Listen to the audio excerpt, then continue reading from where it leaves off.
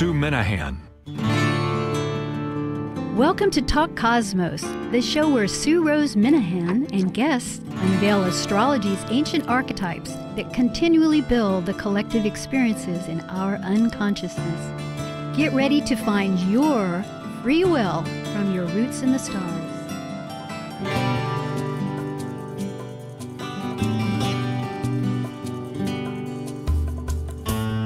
Hi, Sue Rose Minahan, Talk Cosmos host since 2018, and today is February 20th, 2021, and we're talking about the lunation cycles. Every month, new moon, full moon. This time the full moon's first, and that particular date it'll be a Virgo full moon at 8 degrees and 57 minutes, and then it'll be a Pisces new moon much later in March on the 13th at 23 degrees.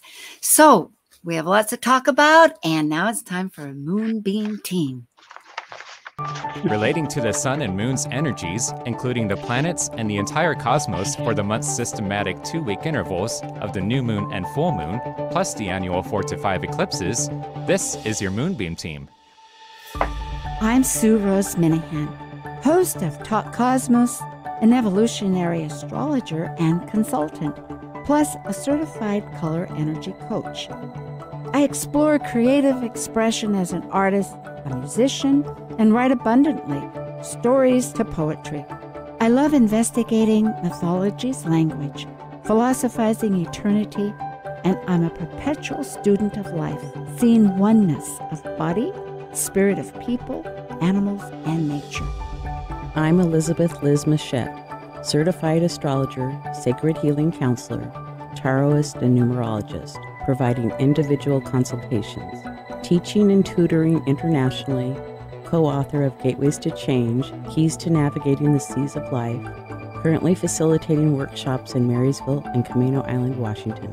I'm Katherine Metcalf, professional astrologer, intuitive, and tarot card reader.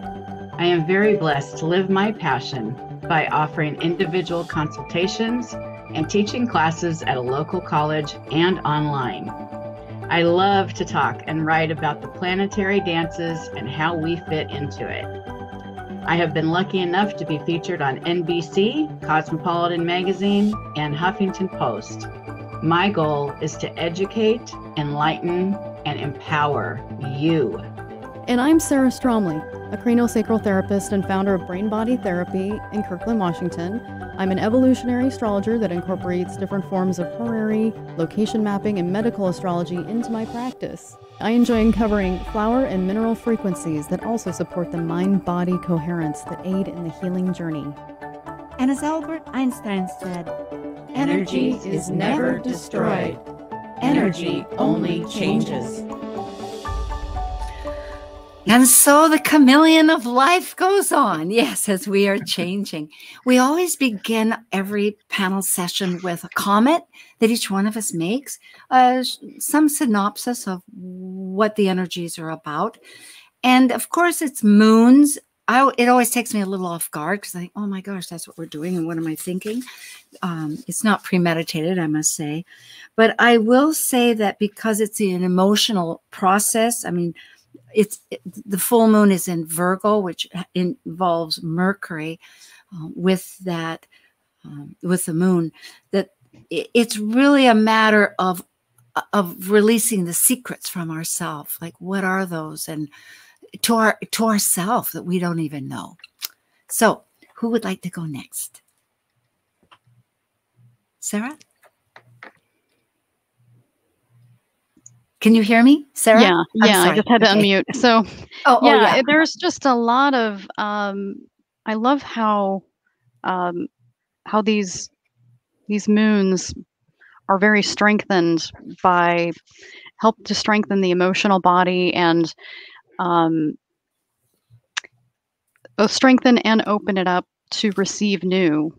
And I'm really excited about these, just the energies of these, and we'll get into that in a bit. That's great. Katherine? Hi. Hi. Yeah. Yeah. Are we just commenting on the the full moon? No, it could be anything. It could be new or full. You could do, I mean, you could do the new moon if you'd like. Just some little, and I hadn't perhaps explained this because I realized we're still digesting the whole process of the show, but it's as though you're looking at a mural and you notice one thing and you go, you know, I like that, or that I think is important, or what about that? So some idea about the some whole little energy. Yeah. Tidbit. Yep. Exactly. Yeah. Exactly. I think what's cool about watching the energy of the moon is that one always leads to the other, right? We're like on this continuous path of planting new seeds and then watching it grow and then harvest. And yeah, it's cool. And it plays out in our personal lives and globally. I love that. It's a story, isn't it? That's exactly what the moon is. Yes. And Liz, what would you add? With the Virgo full moon, it's like organizing and releasing, as the moon is in the 8th house for the East Coast. So, and I've been doing some of that myself. And so it's like joint resources, time to do your taxes, but then also your own personal finances and values. Back to values. It's so true. Well, let's see. And for the folks in our audience, we are using the East Coast chart that is at 3:17 a.m. and that's February 27th, which is a week away. You know, often when we present the show, we're the moon's cycle is very close, but in this case, it's a whole week away. So, but still, that energy is close, is significant. So the moon is in Virgo, early 8 degrees, and opposite the sun. And I guess one of the significant, well, Venus is very close to that sun. So when we talk about values, it is a matter of perhaps the consciousness of more awareness, looking opposite from the moon standpoint, isn't it? Where we're calculating, we're thinking, we're introspecting. What are the values of the Piscean energy, which is, I think we had brought up music sometimes is a quick antidote, and maybe more too, there's the shadow side, you know, what can we control over what doesn't seemingly seem to be in our control? Mm-hmm. Yeah, I think I always look at the full moon as a culmination or an ending, you know, or a release. So when I see the full moon in Virgo, I feel like it's a time for us to let go of our perfection. You know, this idea of perfection. Virgo likes everything in perfect order, nice and detailed, very organized. But because it is a culmination, so the culmination could be, yeah, maybe we get the closet organized, but then there's also a release. So then you actually move stuff out of the closet and you donate it. So you're releasing what you don't need, and then you're helping other people along the way.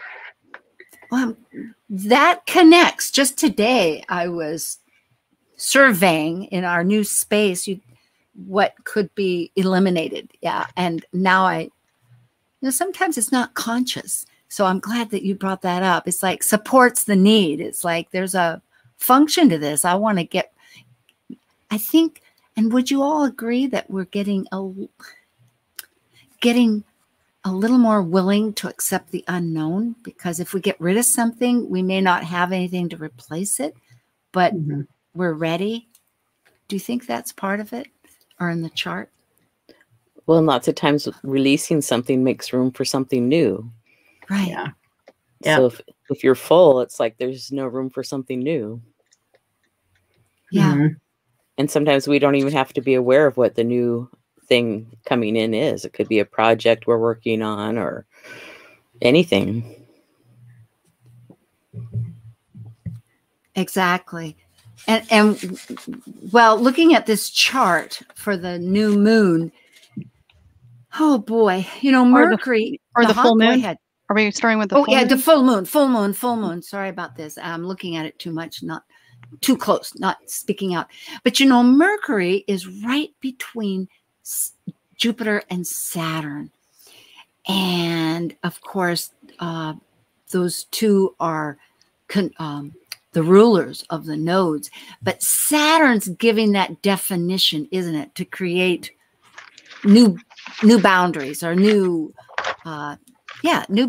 boundaries, structures. Yeah, new boundaries, structures, better filters for all the influx that's coming in.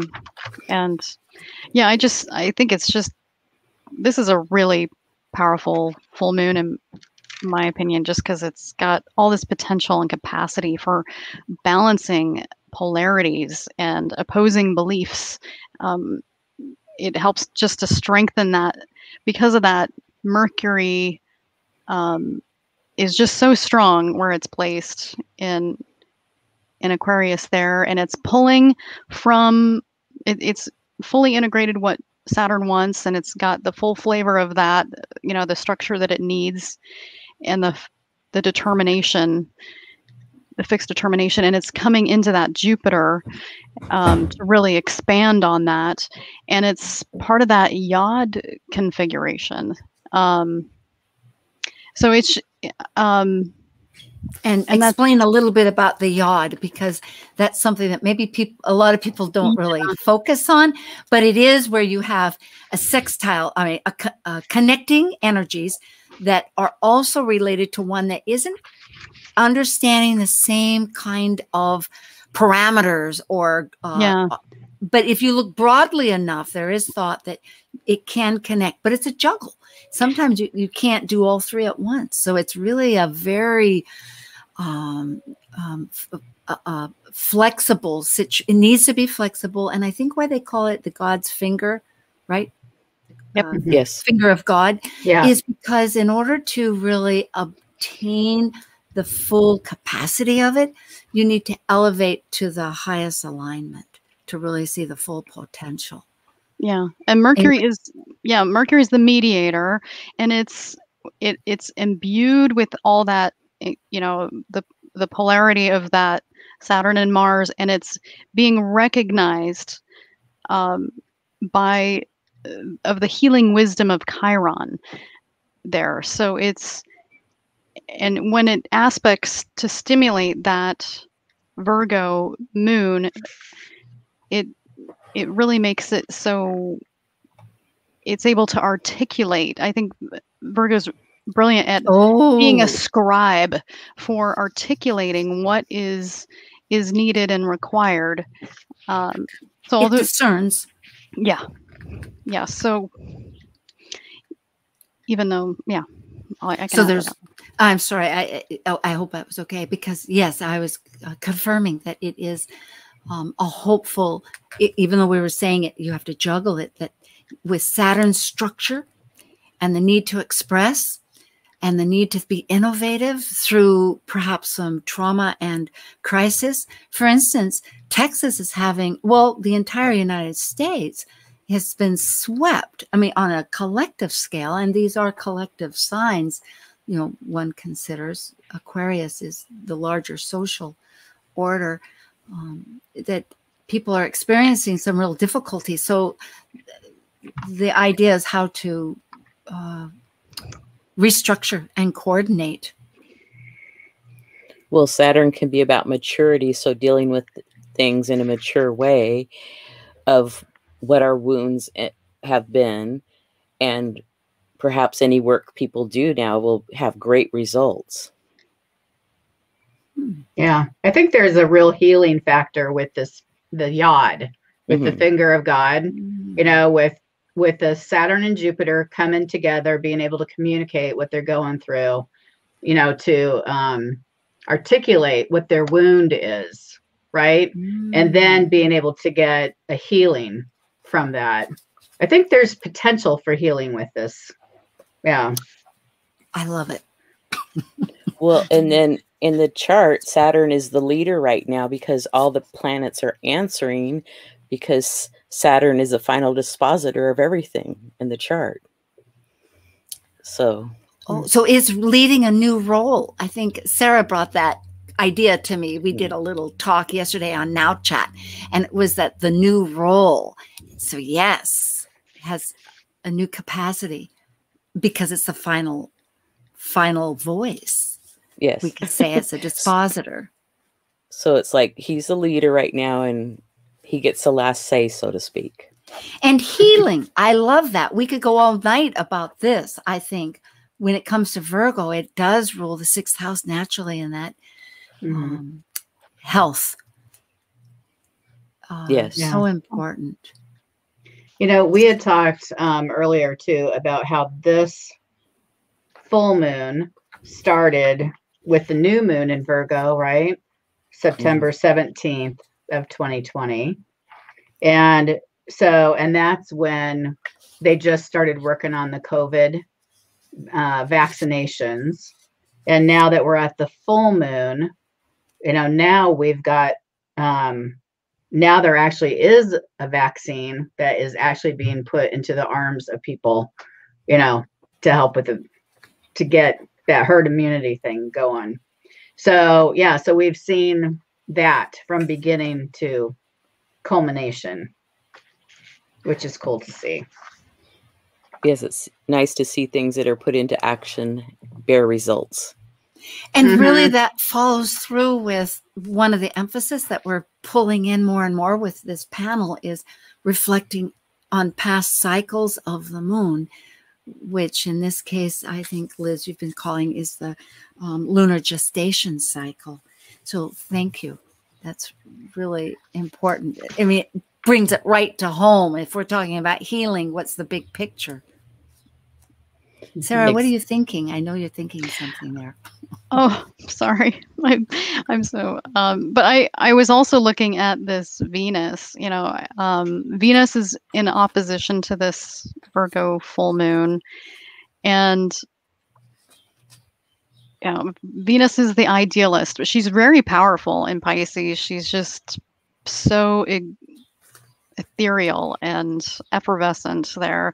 And although she's combust the sun because she's right in the beams there, meaning it's very close for those very folks. close. Well, no, yeah, yes, so it's not as can't so see it she at doesn't night. get so yeah. She's not able to shine as brightly herself, but she is flattering the king, who hears that message of compassion. And so I think this full moon has a strong theme of doing the right thing is very satisfying.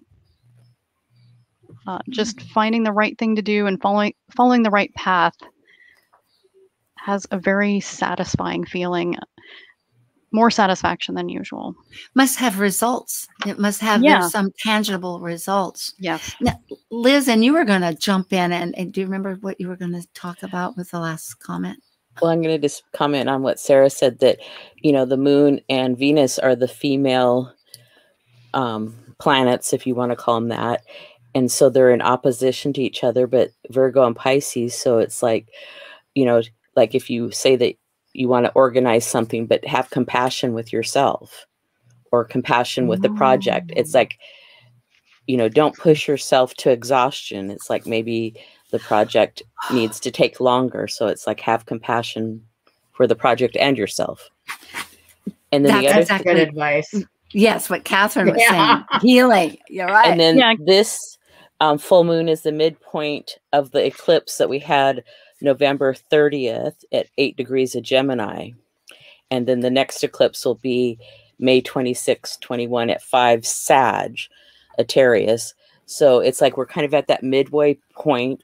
So I like to just kind of be very observant of what's going on, because that's where, like at a square, basically, is like, or the halfway point, it could be the culmination. It's like, what's going on? And those were lunar eclipses. That's fascinating. That happened to be right on my birthday, on my solar return. So that's very, on a personal basis.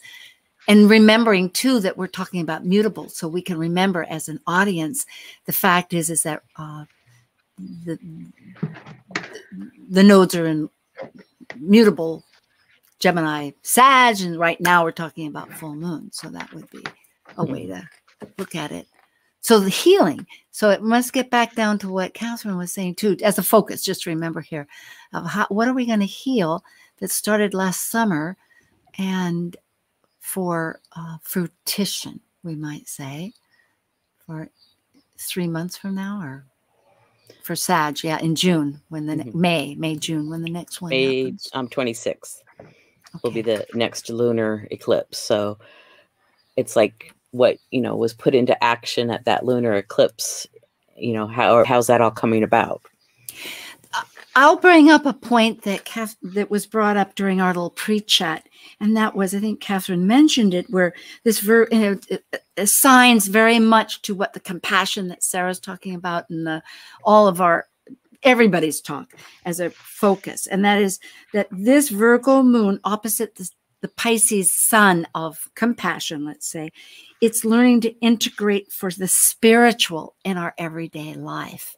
So by throwing those things out of the closet, whether it's in our brain, our people, or thoughts, or however the process is, and I mean by people, it's like we can judgments. I think judgment comes a lot with Virgo. So yes, like getting rid of that. Yeah, and questioning it to the curb. And all the planets are below the horizon, so I would say that we're all thinking about things instead of maybe speaking out as much about it. But there's, even on world views, there's like a lot going on behind the scenes that maybe we're not aware of, but will be sometime in the near future. It's an important process, yes, of doing that. So and on a personal level, take time out for yourself, whether it's to take a long bath in a salt bath, or meditate, or take a walk, or just get enough sleep. And exercise too, because being an earth sign, it is very physical. It seems to me that one of the sports people often have Aries, Mars, or else 6th house. Isn't that true? With, I think, so yes, that would support.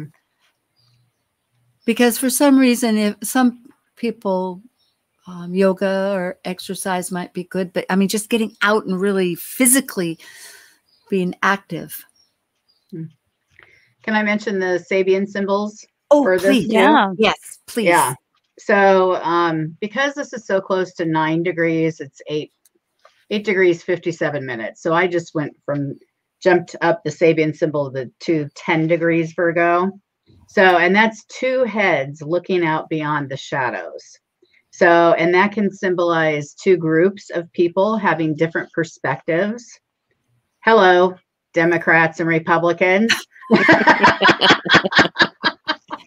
Or it could be, just an internal battle that we have with ourselves, right? So, but there can be arguments or stalemates that can lead to inability to make a decision. So the message with it is that we must be open to alternatives. We must be willing to step into the other person's shoes, which I loved that visual with this Virgo moon and the sun in Pisces. It's the ability to negotiate, which is Virgo, and to be flexible, which is Pisces. And that's how we go from the shadow into the light. Wow. Negotiate. So some of the review, that's great. We have a few minutes and let's talk about this, because the symbolic business really goes along very well with Pisces again, right? Because it is spiritual. It is the greater forces that we're not in control of. And also we were talking about all the music, whether it was John Lennon's Believe or We Are the World and all these other issues. But so the 2 heads, because that could be, again, whether it's the twins of Mercury between spirit and matter, or whether it's the karma of Capricorn, getting perhaps our judgments being morality is what I'm saying. Not judgments, but being where we're brought to task for something that wasn't in the best interest of people. So many ways, that's all I'm saying. So what was this again? How would you reinterpret? I'm eager. I think whenever there's a full moon, it's always an opposition, right? Full moon and the sun. So I always think that it's an opportunity for us to find the happy middle ground. So they're both going to have opposite opinions. It's about bringing it together, the best of each one, bringing it together and then moving forward. That's very grounded. I like that. There's my Mercury all and these Taurus. others. Yeah, that's good. Practical. Here we go. Okay. Yeah. Yeah, it's so true because every time it's the reflection from that moon, from the sun's energy. Mm-hmm. Liz and Sarah, yeah. Well, this chart has a grand mutable cross, which is with Neptune at 20, because the other ones are at 15 and 16. It's starting to, kind of separate from that. So Vesta of home and hearth in Virgo in the 8th house, the North Node in Gemini in the 6th house, Neptune and Pisces in the 2nd house, and the South Node in Sagittarius in the 12th house. So the polarities of the 6-12 and the 2-8. The 2-8's values and resources, and the 6-12 is work and health.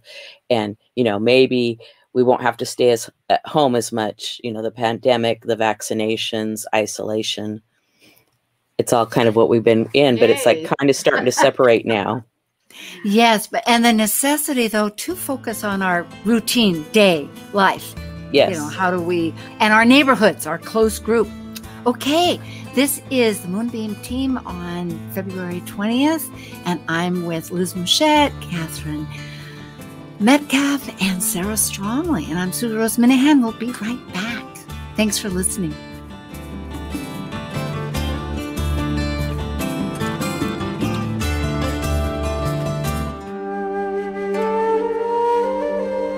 While we take a break from this week's edition of Talk Cosmos, let's take a look at this cycle's archetype. We are currently in the yin period of Pisces, ruled modernly by Neptune and by Jupiter in traditional astrology of the ancients. By leaving a cycle based on the equality of all humans and brilliancy, Pisces concludes the 12 signs that energetically encompass the entirety of the universe, where humans have no control. As a mutable water sign represented by two fish swimming in opposite directions of the forces of life, we experience in Pisces the collective unconscious energy of the unknown. Intuitive, psychic Pisces completes the seed cycle, initiated with Aries' willful separation from the Piscean womb. Talk Cosmos brings you leading-edge astrological conversations with hour-long programs each week on KKNW. While the show has gone live from Saturdays from 6 to 7 p.m., beginning March 7th, the show goes live every Sunday from 1 to 2 p.m. Pacific. In addition to the schedule change, Talk Cosmos weekly programs are also available to watch live on Facebook and YouTube, along with daily chats throughout the week on the Talk Cosmos YouTube channel. While you're there, make sure you click like and subscribe buttons so you can get the full Talk Cosmos experience. Or, if you'd rather listen to the show archives with audio only, the entire podcast collection since 2018 is available on most podcast carriers.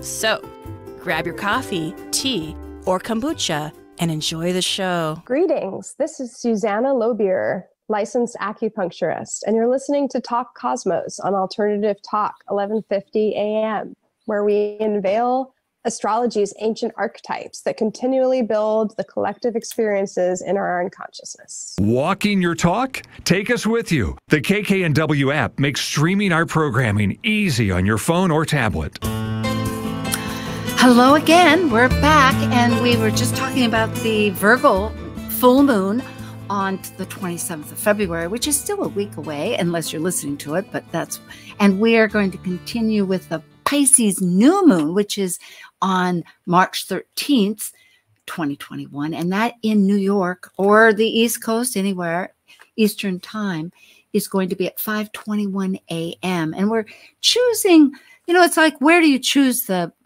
chart time? Because you can always adapt it by hours to your own time, but it is indicative of the United States, and we are broadcasting from the United States to our friends everywhere. And we're so glad to have you join us. And please comment at any time. We'd love to hear from you.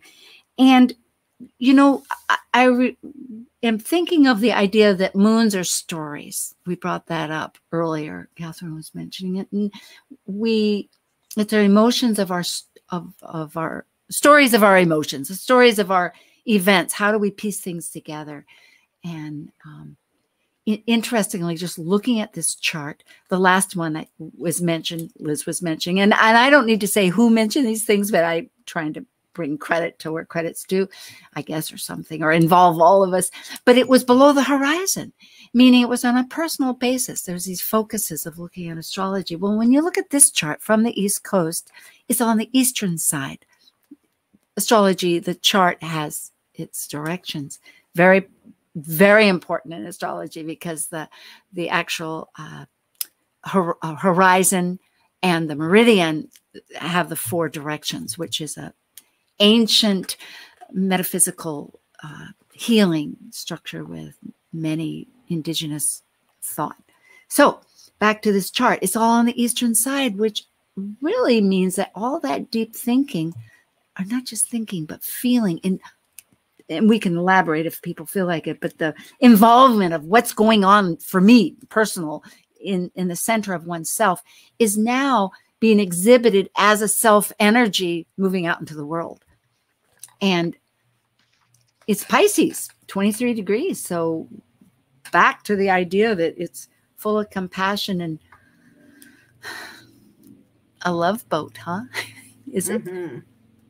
It is. I love the chart for the new moon on March 13th. And it is peace, love, and birdseed time. So come on out, all you hippies. Get your tie-dye. That's right. Wear your tie-dye that day. Or at least smell the air. You know, I often think air takes in such, it's like a fragrance. Whether it's the ocean or the mountains or the grasses of the land and everything, it's just so delightful. It's a whole story in itself. Mm-hmm. Yeah, I'm an air person, but yes, there's so many planets in Pisces that day. I mean, the sun and the moon and Neptune and Venus, like all the sweet, happy, spiritual, planets. And when we were talking about it before, I kept seeing that visual of that old Pepsi commercial or whatever it was, with everybody standing, holding hands and singing "We Are the World." That is how this one feels to me. Oh, and it's tight, 4 degrees. I mean, that's a good conjunction. Yeah, they're all really. Yep. They're rubbing shoulders.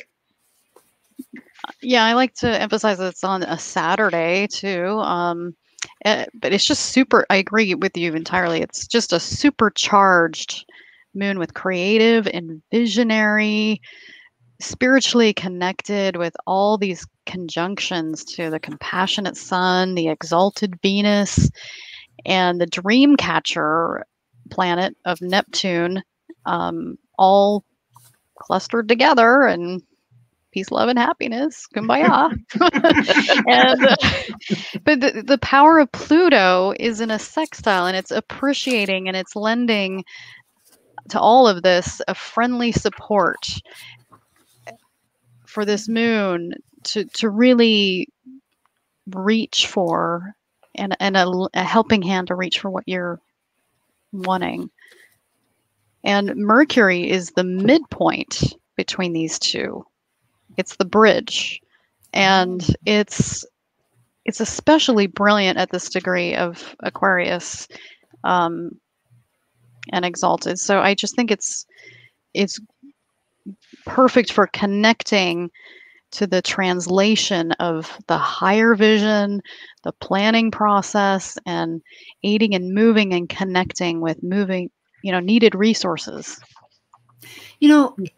Really, how could I express this quickly or simply? I don't know if it has to be quickly, but as listening, I'm thinking sometimes people might think, oh, that's all sweet and lovely. But the fact is, there are moments in time where that aspires.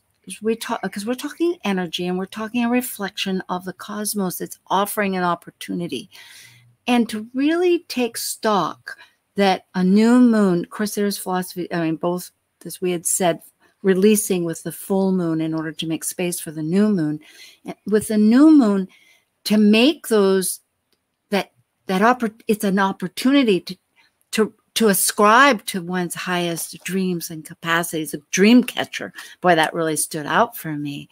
So this isn't insignificant. You know, each month we have a chance to reboot our internal compass. So I'm taking this seriously. I'm thinking, oh boy. Well, and with Venus conjunct Neptune, I would imagine that people are wanting to get out and visit, or if you're single, to maybe have a relationship, or this to is even... this is when Valentine's should be rescheduled too. And if you have a relationship, maybe you want to make improvements to it.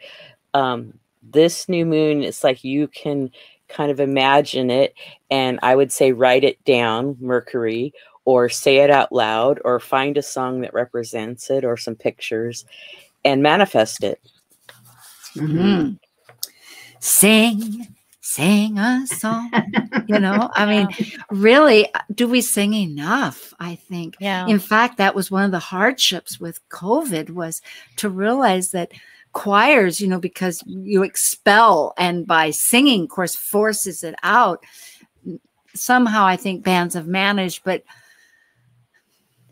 I mean, I used to do a lot of music, and so I have some sympathy with this and compassion, because it isn't voice and singing. When we think of sonnets, so many of our literature is from that form, and there's great joy and sorrow. I mean, from either the blues or songs. Or joyful, you know, hallelujah, or else, oh dear, weary me. You know, it's like either way, it really is a cathartic. Didn't you bring up, I think, Sarah, something about the weepy films?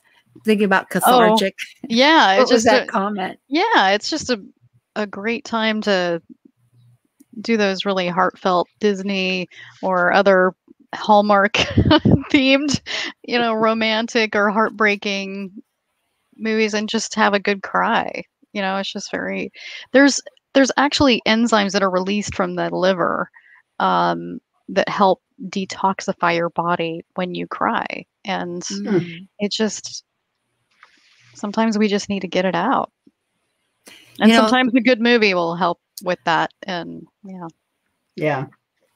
Beaches, that one still gets me. the movie Beaches, yeah.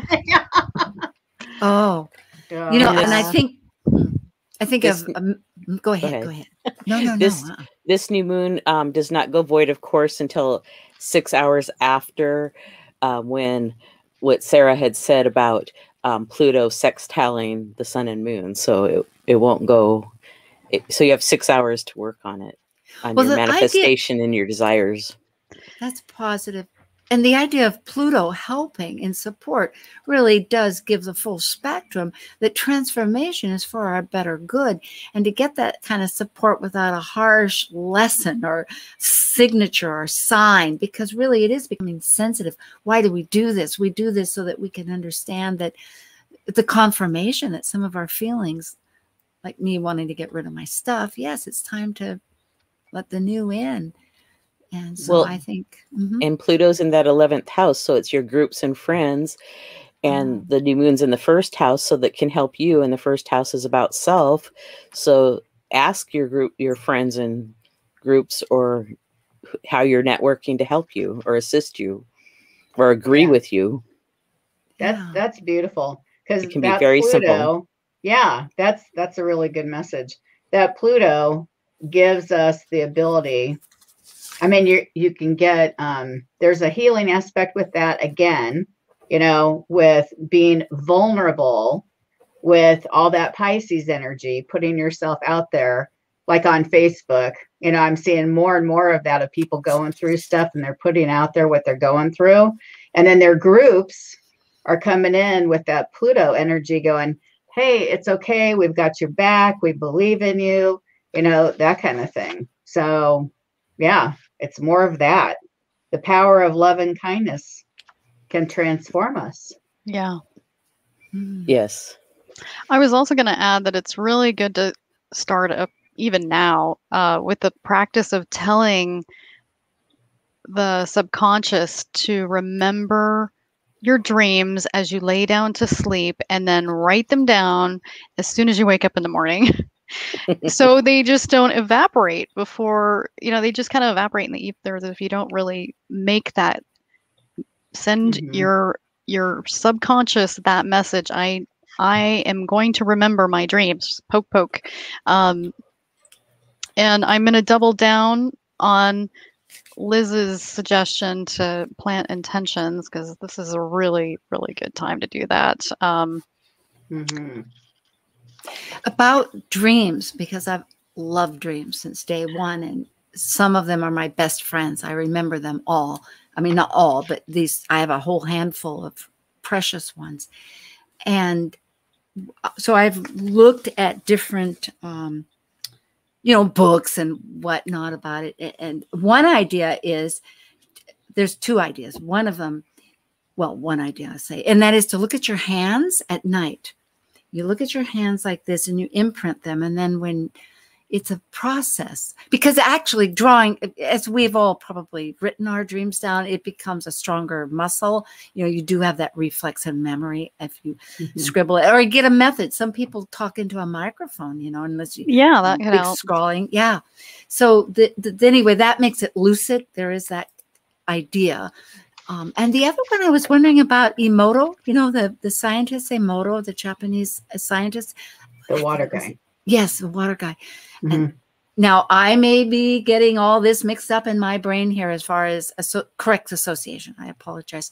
But the idea is you take a glass of water, maybe it wasn't him, and you drink half of it with your question. And then the next morning you drink the other half. Yeah. So regardless, Emoto is great. But in that case, you could perhaps say, I am remembering my dream. Drink it. And then I'm going to try that. And then the next morning, drink the other half and scribble it down. Yeah. Just don't drink a whole lot, because, you know, you don't want to have that emergency break in the middle of the night when you should be, it's when inevitable. You should be rimming. Well, and even if you remember 5 or 6 words, you know, then the next time maybe you'll remember 10 or a couple paragraphs. Yeah, it's it doesn't always somewhere. It doesn't consistently work, but it's like you said, it's like a muscle. You just work it and work it more. It gets better over time. And it does bring in this factor, the validity of the nonlinear. And I think Pisces has that strength that in our society, we're opening up more to, as we understand so many of these energies we could talk about that are coming, maybe the grand mutation of Jupiter and Saturn on the 21st in December, that's now ushering in 200 years of air energy, which I bring up often, but it is bringing up that idea that we get information from other ways than just linear or ways that we can substantiate and prove in a way. I mean, there's signs that we understand, and dreams are one of them. There's many people that have written books over dream, inspired, or done paintings, you know. So it's part of making that room in Virgo so that we can start communicating this way through the spirit that you talked about. And this new moon on March 13th is the midpoint for the solar eclipse that was on December 14th at 23 degrees Sagittarius. And the next solar eclipse will be June 10th at 19 degrees Gemini. Oh, so that was, let's see, that was last December that we had it. And that was, okay, we'd had a new president, and it was before the grand conjunction. Mm-hmm. And we were, I know our country was talking about Georgia's January 5th election that was becoming, between that and the holiday process, on the mind of everybody progressively. With all the hope there for change, right? Yes. For peace and love and birdseed. Build a fountain. Yeah, it's so true. I will say next week, now we're a little early to announce this, but next week we'll have 2 astrologers from the Seattle area, Karen Wenderland, that has been on various times, and Marcia Bouchard. Yeah, and who's a traditional astrologer.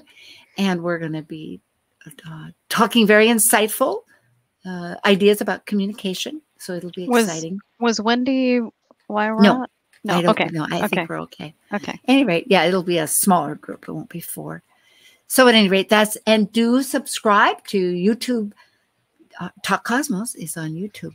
So right now I am with Sarah Stromley of Redmond at the bottom and Liz Machette at the top of Camino Island, both in Washington, and Katherine Metcalf of Illinois. Wonderful astrologers of many dimensions. And we're talking about the Pisces New Moon that followed the Virgo Full Moon. So, Katherine, did you look up the Sabian symbol for this new moon? Oh, yes, please. I did. So the Sabian symbol is 24 degrees Pisces. And it says, it's a tiny island, seems lost in the broad ocean, but its inhabitants have created a great world. That's so perfectly in alignment with the energy of this new moon. And it's a celebration of each other's individuality. And then they had a little quote by Albert Einstein there. And it says, "How I wish that somewhere there existed an island for those who are wise and full of goodwill." Beautiful. Yeah. Perfect. Maybe we can make it here. And a boat to get there. Well, I made my own saying of accept our limitations and our abilities to live a fulfilled and centered life.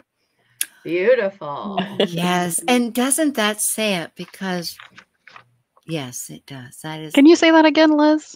That was beautiful. Accept our limitations and our abilities to live a fulfilled and centered life.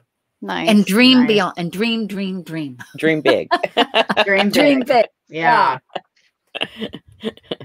Well, you know, in that particular chart, looking at the March 13 chart for folks at 5:21 a.m. in the East Coast, and of course that would be on the West Coast at 2:21 a.m. There's Pallas Athena that is right on the ascendant rising sign. Yeah. And I wanted to bring up another point, that on the Virgo one, Mercury, that we were talking about, also in a great position there, that was at that time between, let's see, let me check that. I think it was at one degree. Let me see here. Oh, quick, Sue. Oh, rats. Yes. What was that? Well, okay, skip it. I was thinking it was the same degree as the, oh no, here it is. Mercury was 13 degrees Aquarius in the so Virgo full moon. Okay, I was thinking of the beginning of the grand conjunction at 0 or 1 degree Aquarius. But here, Pallas Athena, the strategist, is exactly on the ascendant. So there's really a lot of asteroid feminine mental. I mean, she's the warrior that is the strategist warrior of life. So that we have the ability to bring that warrior goddess into our lives. Yes, and move cause forward. And to defend, to cause, to put together, because in this case the energies may not be so linear, as I said, not like the Virgo new moon that is organizational and Mercury driven and needs the lines and the dots, like you said, not to be too perfect. Color between the lines, please. Yes, there you go. Yeah. Yes.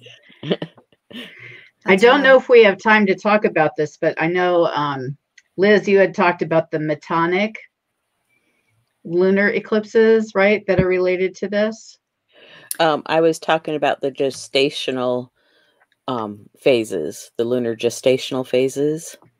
Well, I know we made notes about 1959, 1978, and 1997. Yeah, I brought up the metonic. It's a 19-year cycle. It's exact same degree. And when it comes to eclipses, it's in a pattern of 4 or 5 years. Now, this particular one is not, but I think Sarah brought up the years that were at this degree that were back. I have a few examples that kind of resonate with that, with our upcoming full moon this coming weekend on the 27th. And Amelia, in 1932, Amelia Earhart, she made her first transcontinental nonstop flight. One of my favorite heroes. I know. And then 1952, the first transcontinental TV broadcast was made by U.S. President Truman, and that was covering the Japanese peace treaty that was occurring at that time. And what kind of tickled my brain on this one was that there's still a hoard of gold that Truman secretly approved to search for of the Japanese emperor at the time, that's believed to still be buried in the Philippines, that's still being sought to this day. And this is for the Virgo, you're saying? Virgo full moon. Yeah, that eclipse degree right in there. And then in 1970, Elton John made his first U.S. musical appearance. So, and he was a big splash here. Jimi Hendrix was also doing stuff around this time too. It was very historical as well. So it would be interesting. It is a interesting concept to see how does that thread back, because the ones I remembered you had brought up also were for Pisces in the new moon, which is 23 degrees Pisces, and the last one would have gone back to 1997. But I did not look up any of that historical evidence to see which. I did. Oh, did you? Goody. Let's go. Good. Let's hear it. Yeah. So here's some of the groovy stuff. So I went from 1959, which is the year I was born. So 1978 and then 1997. So in 59, so this is with the new moon, which is the Peace, Love, and Birdseed one. Yeah. So with 1959, Khrushchev visited the United States when Ike was president. Ooh, that's so that was a big deal, right? Yeah, Russia, no borders anymore. Coming to America. And then in 1978 was the peace negotiations between Egypt and Israel. So it was Anwar Sadat, Menachem Begin, and Jimmy Carter. So another peace, related thing. Now, I didn't find a peace one in 1997, but I found that Wales actually separated from England. So that, again, is kind of about boundaries. I mean, they all were kind of about boundaries, but doing what's right for, trying to communicate, but then doing what's right. So, yeah. So just interesting stuff. Thank you so much on both accords. I think this is a fascinating way to start seeing the micro and the macro, and that's continual thread. So collectively, we're really moving in great dimensions. That's and with this new moon, the planets are still all answering to Saturn. He's the final dispositor in this chart also. Oh. Yeah, and that'll change here pretty soon. Well, and there was an opportunity too or a chance that something big could be exposed.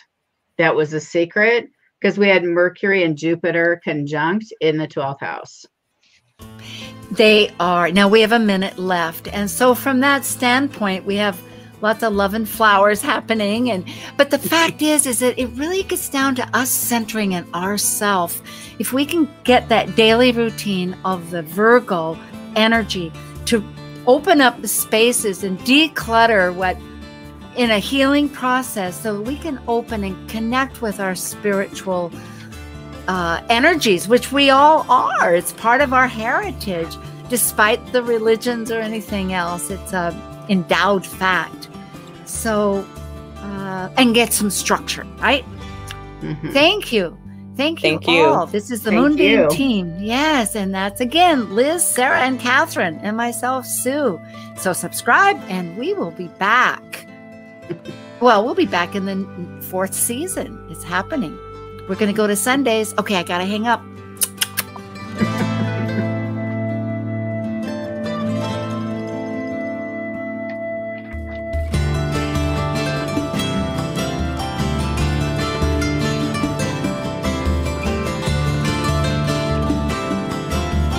Thank you for listening to Talk Cosmos, the show where Sue Rose Minahan and guests unveil astrology's ancient archetypes that continually build the collective experiences in our unconsciousness.